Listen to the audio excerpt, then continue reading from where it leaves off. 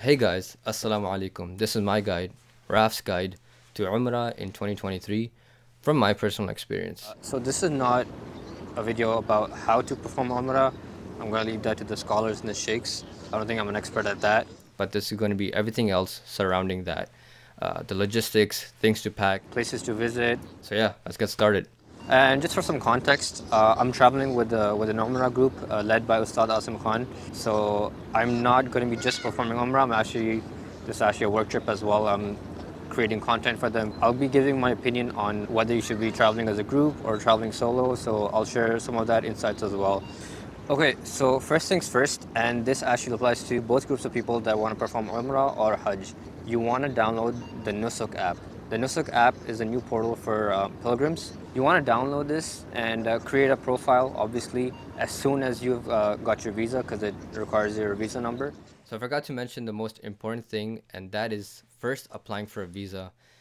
It's a little complicated these days because there are two visa options now. One is a tourist visa and one is an Umrah visa. The tourist visa lasts for up to 1 year and it's multiple entry with a maximum stay of 90 days. You can perform Umrah and do your tourism and you can visit anywhere in the country. For the sisters, you do not require a mehram with this visa and you can apply for the visa online. The Umrah visa, on the other hand, lasts only 90 days and it is single entry. Obviously, you can perform your Umrah with this and you can even do tourism starting this year. So there are no restrictions for that. However, for the sisters, you must have a mehram and you can't apply for the visa online. It must be applied through an agent or through the embassy. It costs around 230 Canadian dollars and the tourist visa is actually cheaper than that. So the only benefit of the Umrah visa is you can actually bring back Zamzam water. You can actually purchase a 5-liter bottle for around 8 or 9 Saudi riyals from the airport and take that with you. You can't do that with a tourist visa. So you can see how the tourist visa is actually a better bang for your buck. As far as Zamzam is concerned, you can actually fill up regular water bottles with Zamzam, tape it up, sneak it in your luggage, and if anyone asks at the airport if you have any liquids, pretend you have no idea what they're talking about. We actually landed in Medina, and this is actually a pretty convenient place to land, especially if you're traveling from the west, because then you don't have to worry about getting into the state of Haram mid-flight. You can actually land in Medina, visit Masjid Al-Nabawi. You don't have to worry about anything. And then after you're done everything, checked out Medina, then you can head to the Miqat at Dhul Halifa, I believe. Dhul Halifa is a Miqat. So that part of the trip, the actual Umrah part, is the second half of this video. So I'll make chapters. And if you're visiting Makkah first, then just skip there and revisit this chapter. But for now, I just want to give you more information about Masjid Al-Nabawi and regarding the Nusuk app as well. So with the Nusuk app, you actually want to book a time slot in Medina to visit the Rawda, or Riyadul Jannah as people call it, because it's a part of paradise. Because here the guards actually check your day and time you booked off on the app, and you cannot finesse your way through. I know this because I've tried and I got kicked out. So what happened was I actually messed up the timings. It was 3:30 that I booked off, and I assumed for some reason that was 3:30 p.m., but it was in a 24-hour format. Know exactly what your time slots are. Go there like an hour or two early. Even if you show the guard your time slot, you have to wait like an hour 30 minutes. And the thing is, you cannot rebook again until 30 days later. So a lot of the people that are visiting like us who don't live here, they don't have that luxury of rebooking it. So you only have one shot, and make sure you know what your time slots are. Okay, so let me actually show you guys where the actual places are and where you have to go to visit the Roda. It's actually in front of gate 37, as you can see in the video. When you see gate 37, you can already see there's a bunch of people lining up, so just join the line. Okay, so I don't know if you guys can see, but that's gate number 4. And if you walk right there, that's where you can actually enter to visit the sacred tomb of the Prophet Muhammad sallallahu alaihi wasallam. So the path is open before prayer times and after prayer times, and then you have to walk all around it. I'll show you guys in a bit, but that's where the entrance is. So as you can see, there's like this pathway that people walk to gate number 1, and there's barriers here as well, just because there's a lot of people. And the best time to visit this place is at odd times, depending if the entrance is open or not. So yeah, people walking from there enter into this gate number 1. And once you're in Medina, obviously you want to spend as much time as possible in Masjid Al-Nabawi. But There's other places you want to check out. One of the best places to check out while you're here is literally right across me. It's right across gate number 5. It's the International Museum of the Prophet's biography and Islamic civilization.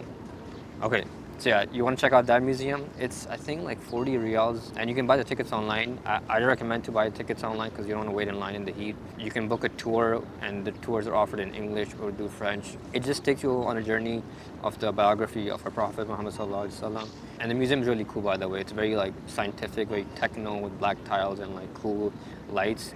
And right beside that museum is actually an exhibition of the expansion of Masjid al-Nabawi.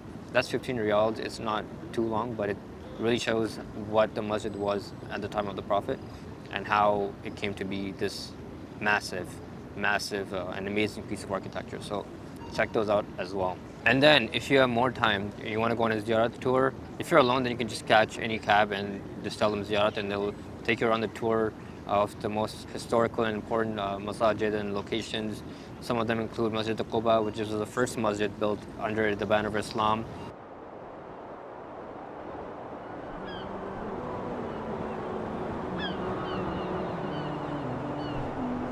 So this is our first stop of the ziyarat in Medina. This is Masjid al-Quba. There's a lot of benefits and virtues of visiting this masjid and praying 2 rakat.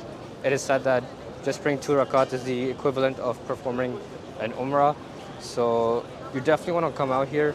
As you can see, it's super crowded, and it's what, like 9 a.m. Beautiful masjid, I'm not gonna lie. I think our next stop is the Mount Uhud, so we're gonna go there, and yeah, come along.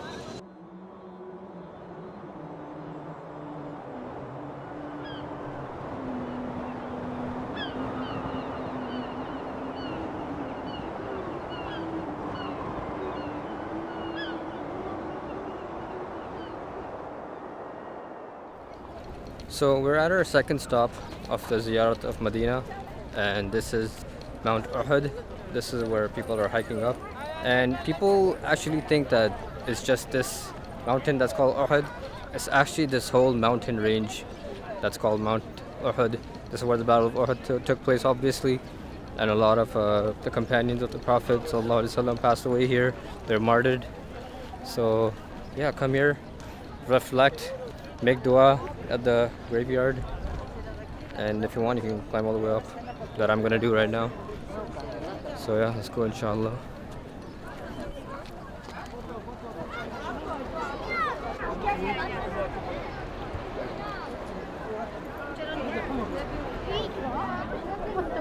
There's Masjid Sabah, like 7 mosques that have a lot of history, and if you have time, then you want to visit Badr as well. So there's a lot of places to visit, so inshallah, maximize your time here. Okay, I want to check out my hair one last time. Oh my god, it's actually really bad. Yeah, I'm going to miss having this hair. And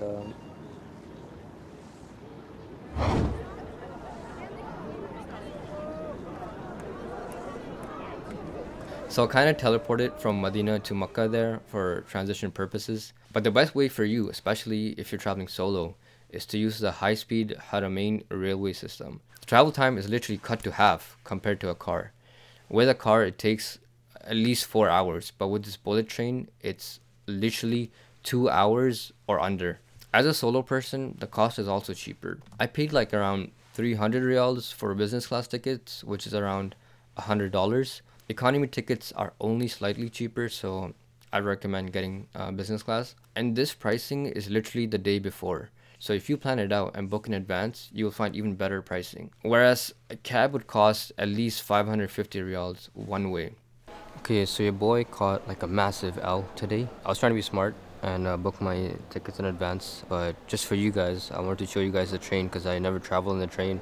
I don't want to vlog this experience. I booked economy on the way there, and on the way back I'll get business class, so I have both experiences. And now I woke up late and I rushed. I left my hotel by like 9:45, and my train was departing at 10 a.m. So you can already see where this was going. I make it 5 minutes before it hits 10, and I'm like, bro, I need to go on this train. And they're like, nah, the gates are closed, you can't go anymore. So I'm like, screw it, I'll catch the next train.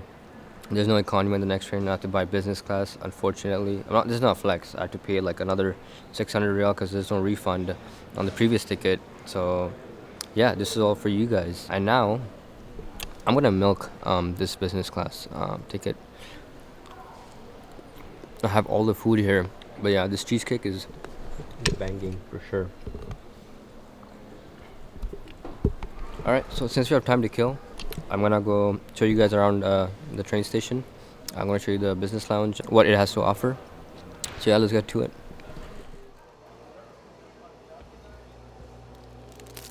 So once you arrive at the Haram in Makkah for your Umrah, you'll quickly realize how confusing everything is. But thankfully, I've caught all the L's, so you don't have to. There are only specific gates open for Muhrim, aka people in Ihram who are performing Umrah. These gates lead straight to the Mataf, where the Kaaba is located. If you aren't in the state of Ihram, you're not allowed on the ground floor of the Kaaba. You should have your Umrah reservation in the Nusuk app just in case, but usually the guards just let you through if they can see you are in Ihram. You want to head straight to gate 79 or around that area because it keeps changing to do your Umrah. So yeah, be prepared for lots of walking in Makkah. And by lots, I mean a lot. For Friday prayers, you want to be in the masjid by no later than 10 a.m. Obviously, the earlier the better, but if you're late, you're going to have to sit in the scorching heat outside. Trust me, I know. Been there, done that. Okay, so for the ziyarat in Makkah, there are a couple of significant spots you want to check out. There are the Hajj sites, where all the huts for Hajj pilgrims are located. You want to check those out, drive by there just to get an idea. Maybe it even inspires you to do your Hajj. There's Arafat, where Hajj pilgrims also have to visit. Then there's Jabal Thor. This mountain is where the cave is located, where the Prophet ﷺ took refuge in with Abu Bakr radiallahu anhu from the Quraysh during their migration to Medina. It is the same cave where the spider built a web at the entrance to deceive the Quraysh. Then there's Jabal Nur, where the famous Ghar Hira is located. This is the cave where the Prophet first received a revelation from the angel Jibreel alayhi salam.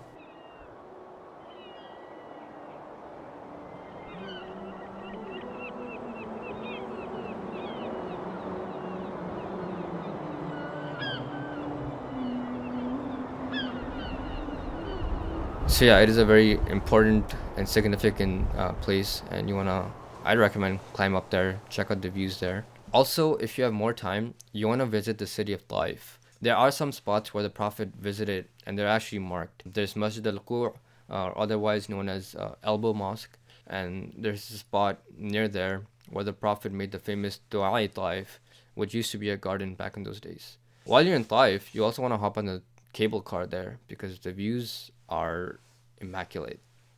Okay, so let's talk about what to pack. You want to get some sunscreen.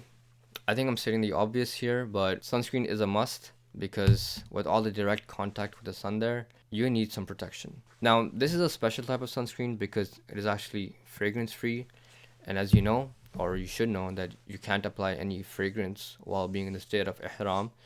So get fragrance free products just to be safe. I even got this fragrance-free body wash because I was not sure if the body wash provided by the hotels were fragrance-free or not. Next, it's a pair of shades. Trust me, those white tiles in the haram during the daytime are literally blinding. Even with these on, I was actually like squinting. So imagine like without them. So yeah, this is a must. Next is this fanny pack. Now, this will be life-saving while performing Umrah. This is to keep your wallet, phones, or any personal belongings on you safe since your ihram doesn't have any pockets. You can even wear a backpack if you like, but I'd wear it facing the other way so the pockets are like on your chest area just because there is a danger of pickpocketing. Yes, even in the most sacred of places, these instances do occur unfortunately, so please be cautious at all times. Someone from our group actually did get pickpocketed, so yeah, please be aware of your surroundings at all times. Also, this is extra, but this is like this tiny pouch to keep your shoes or slippers while you're in the masjid. You don't need this. You can grab any plastic bag to keep your slippers in, just so it's easier to carry in the masjid or even keep by your side, because there is a chance that someone else might accidentally grab them. Last but not the least, with all this info that I provided, should you travel by yourself or should you travel with a group? In my opinion, if you're doing your Umrah for the first time, or if you're going solo, then you should especially travel with a group. But not just any group. There are specific groups that take scholars to lead the group, and that is really beneficial because you learn so much more about your deen, and your Umrah becomes much more than just going through certain steps. Now, I'm not saying this because my trip was sponsored by an Umrah group. I went with Ibadah tours, and I know all the hustle the staff members did because I was part of the staff. They were literally hustling for the smallest of tasks just to make pilgrims feel comfortable so they can focus on their Umrah and their Ibadah. So, yeah, try to go as a group if you can. You'll make new friends, you'll gain a better understanding and appreciation for your deen like I have. As far as costs are concerned, and if you really have a tight budget, do a comparison yourself. Compare if you were to go by yourself and how much that would cost. Compare that to the price of the packages that these groups offer. And I'm pretty sure that you will find that traveling with a group will be the same cost, if not cheaper, because you will not find the same pricing for flight and accommodation if you book by yourself, because these groups get amazing deals. The only issue is that these groups have specific dates, and if those dates align with yours, then perfect, go with them. But if it doesn't, then inshallah, go by yourself. Try to gain some knowledge by yourself beforehand just to maximize your experience. And I think that's pretty much it. If you found this video to be beneficial, share this with your friends and family who are making their intentions to go and perform their umrahs. And may Allah accept their umrahs and your umrah for those that are watching for themselves. I'll have more vlogs from Saudi coming soon, inshallah, so stay tuned for that. Subscribe for those, and I'll catch you in the next one, inshallah. Assalamu alaikum wa rahmatullahi wa barakatuh.